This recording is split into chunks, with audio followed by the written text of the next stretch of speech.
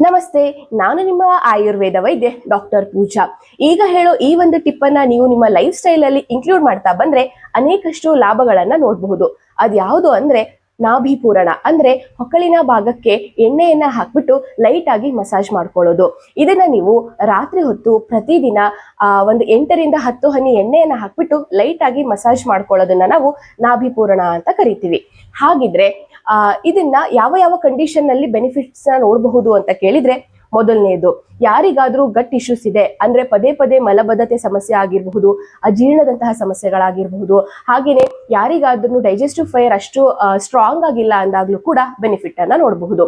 ಹಾಗೇನೆ ನಿಮಗೇನಾದ್ರೂ ಕಾಂತಿಯುತ ತ್ವಚೆ ಬೇಕಾ, ಹಾಗೇನೆ ಹಾರ್ಮೋನ್ಗಳ ಇಂಬ್ಯಾಲೆನ್ಸ್ ಇದ್ದಾಗ್ಲೂ ಕೂಡ ಹೆಲ್ಪ್ಫುಲ್ ಆಗ್ತಾ ಹೋಗುತ್ತೆ. ಹಾಗೇನೆ ಈ ಹೊಕ್ಕಳಿನ ಭಾಗದಲ್ಲಿ ಮಣಿಪುರ ಚಕ್ರ ಸಿಚುವೇಟ್ ಆಗಿರೋದ್ರಿಂದ ಅದರ ಎನರ್ಜಿನೂ ಕೂಡ ನೀವು ಆಕ್ಟಿವೇಟ್ ಮಾಡ್ಕೊಂಡು ಬರಬಹುದು.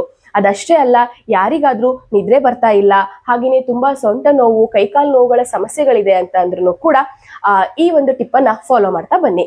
ಹಾಗಿದ್ರೆ ಯಾವ ಕಂಡೀಷನ್ಗೆ ಯಾವ ಆಯಿಲ್ ಗಳನ್ನ ಬಳಕೆ ಮಾಡಬೇಕು ಅನ್ನೋದನ್ನ ನಾನು ಡಿಸ್ಕ್ರಿಪ್ಷನ್ ಬಾಕ್ಸ್ ಅಲ್ಲಿ ಹಾಕಿರ್ತೀನಿ, ಒಂದ್ಸರಿ ಚೆಕ್ ಮಾಡ್ಕೊಳ್ಳಿ. Thank you.